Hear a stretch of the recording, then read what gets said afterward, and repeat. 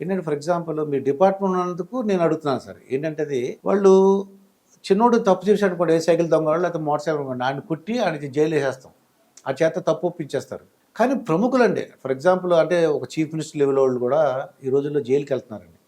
వాళ్ళ చేత నిజాలు ఎలా చెప్పిస్తారు అదే మా డౌట్ అండి. ఇప్పుడు ఇప్పుడు ఏంటంటే ఉమ్, ఆ రోజుల్లో పోలీసులు కొన్ని దుర్మార్గమైన పనులు చేశారు, లేదని కాదు. ఇంట్రాగేట్ చేసేటప్పుడు కొన్ని వాళ్ళు కూడా కొద్దిగా హింసాత్మకమైనటువంటి అదే కార్యక్రమం థర్డ్ డిగ్రీ అని మాకు ఉండేది. అమ్మ కొట్టేస్తారా బాబు. కొట్టేస్తుంది. కానీ ఆ భయంతోనే తప్పులు చేసేవాళ్ళు తప్పు చేయకుండా ఉండేవాళ్ళు. అవును. ఇప్పుడు ఏమున్నది, భయం లేదు. ఉమ్, మనిషికి భయం అనేది లేదు. పూర్తిగా పోయింది. ఎవడు కూడా పోలీసుని చూసి భయపడుతున్నాడు అని చెప్పే స్థితి నుంచి పోలీసు ఉంటే మాకేం భయం, అవును. ఏమి నేను తప్పు చేస్తున్నానా, మన డబ్బులే కదా తీసుకున్నాడు. అంతే, మేమే కదా జీతాలు ఇస్తున్నాం అనే స్థితికి వచ్చింది. అప్పుడు అలా కాదండి. ప్రభుత్వాన్ని మనం ఏర్పాటు చేసుకున్న ప్రభుత్వం అనేది మన మంచి కోసం వాళ్ళు ఏదో కార్యక్రమం చేపడుతున్నారు కాబట్టి మనందరం జాగ్రత్తగా బాధ్యతాయుతంగా ప్రవర్తించాలి ఉండేది. ఇప్పుడు అలా లేదండి, అవును. మారింది. హక్కుల గురించే మాట్లాడుతున్నారు, అవునండి. నాకు ఇది ఉండాలి. అవును. కాబట్టి ఆ రోజులటువంటి ఇంటరాగేషన్స్ వేరండి, ఉమ్. ఇప్పుడు ఇంటరాగేషన్ వేరు. అంటే ఇప్పుడు ఎలా ఈ ఏంటంటే ప్రముఖుల చేత మనము ఎలాగా సమాచారం సేకరిస్తున్నాం. ఉమ్, ఒక మనిషి యొక్క సమాచారం ఇప్పుడు మన సెల్ ఫోన్లో ఏదన్నా మాట్లాడితే సెల్ ఫోన్ మనం రికార్డ్ అయ్యే స్కోప్ కూడా ఉంది. ఓకే. ఉమ్, చాలా మంది తెలియదు ఇది. అవును. సెల్ ఫోన్ రికార్డ్ కాదు అనే భావన ఉంటుంది. సెల్ ఫోన్ కూడా రికార్డ్ చేయొచ్చు, చేయించాను కానీ దానికి తగిన ఎక్విప్మెంట్ ఉండాలి. అది. ఉమ్, కాబట్టి ఇవన్నీ కూడా సేకరిస్తారు. ఉమ్, సేకరించిన తర్వాత ఆ యొక్క ఏమిటి వాళ్ళు సేకరించినటువంటి విషయాలపైన వీళ్ళు ప్రశ్నలు వేస్తూ ఆ ప్రశ్నలకు జవాబు రాబడతారు. ఉమ్. అది జరిగేది. అంటే కొట్టడం తిట్టడం కొట్టడం తిట్టడం అవసరం వాళ్ళు లేదండి. ఒక- ఇప్పుడు వీళ్ళంతా కూడా ఏంటంటే ఒక స్థితిలో ఉండి అవమాన భారాన్ని భరించలేరు. అవునండి. అవమాన భారాన్ని భరించలేరు. అవును. ఆ అవమాన భారం నుంచి బయటపడాలని నిజాలు చెప్పడానికి చాలా ఆస్కారం ఉంటుంది. ఆ రోజుల్లో వాళ్ళంతా ఏంటంటే రాటుదేరినటువంటి నేరస్తులు అనేవాడు. అవునండి. రాటుదేరినటువంటి నేరస్తులు ఉమ్, అంటే కరుడు గట్టినటువంటి నేరస్తులు. నేరస్తాడు. అంటే వాళ్ళ లోపల అది ఆ నేరం అనేది ఆ ప్రవృత్తి అనేది ఇంకా వృత్తిలాగా తయారైంది వాళ్ళు. అది. కానీ ఇప్పుడు అట్లాంటి వాళ్ళు తగ్గిపోతున్నారు. ఉమ్, ఇప్పుడు ఇది అంటే చీటింగ్ అంటారే, అవునండి. మోసం ఉమ్, మోసం చేసేటువంటి వ్యక్తులు ఎక్కువైపోతున్నారు. ఆ, అంటే దానికి కారణం ఏంటంటే ఇప్పుడు సైబర్ క్రైమ్స్ పెరగడానికి కూడా కారణం అదే. అవునండి.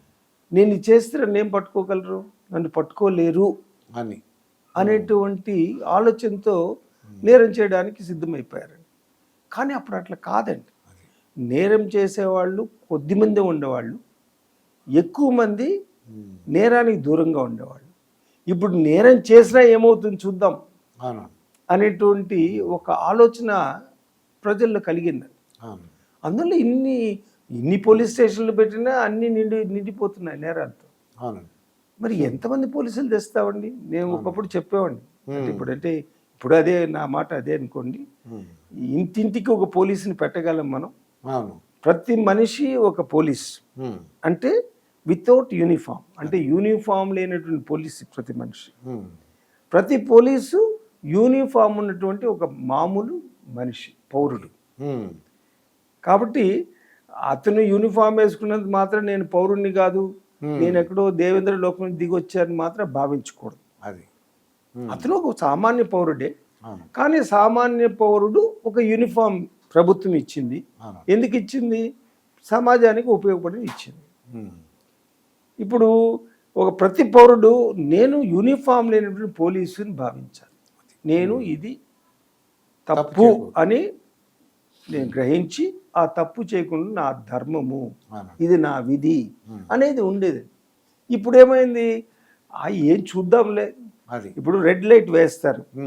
రెడ్ లైట్ దగ్గర మీరు నిలపాలి అంటే ఎర్ర లైట్ కనపడుతూ ఉండగా నిలపాలి అని ప్రతి ఒక్కరికి తెలుసు.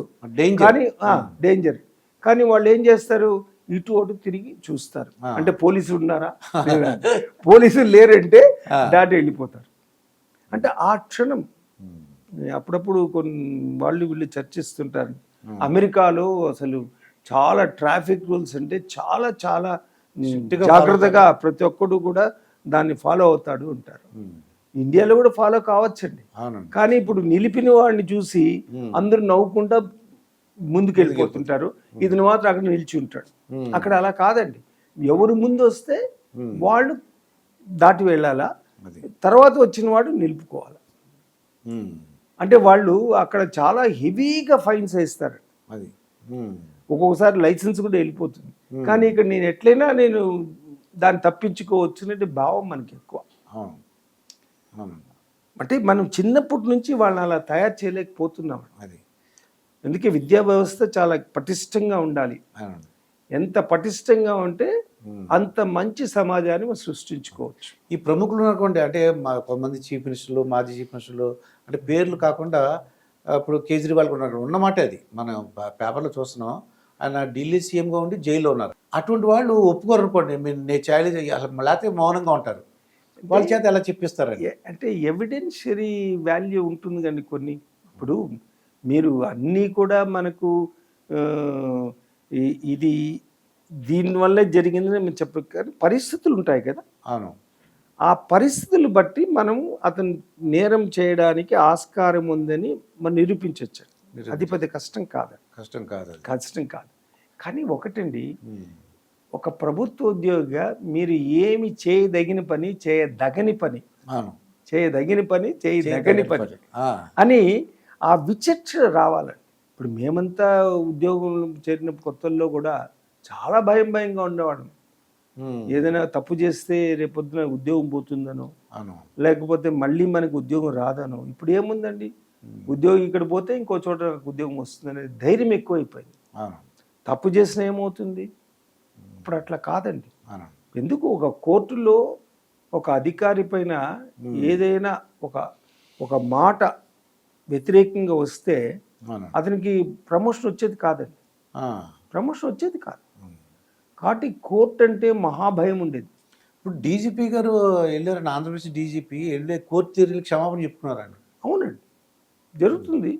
అంటే దానికి కారణం ఎన్నో ఉంటాయండి. ఇప్పుడు మనం ఏంటంటే దీనికి ఒక్కరుని చెప్పలేం, రకరకాల వాళ్ళు కారణభూతులు అవుతున్నారు. ముందు ఒక రాజకీయ నాయకుడు కూడా ప్రభుత్వంలో ఒక ఉన్నత స్థానంలో ఉన్నప్పుడు ఒక టాలరెన్స్ అంటే దాన్ని ఆ ఓర్పుగా సహించేవాడు. తప్పు జరిగితే ఎందుకు చేశాడు అని ఒక విచక్షణ ఆలోచించేవాడు. ఇప్పుడు అట్లా లేదండి, సస్పెండ్ అంతే, సస్పెండ్, ఆ ఉద్యోగిని వెనక్కి పంపించండి, అది చేయండి, ఇచ్చేయండి. దానివల్ల ఏమవుతుంది, వీళ్ళు కూడా ఉద్యోగం సరిగ్గా సక్రమంగా చేయలేకపోతున్నారు.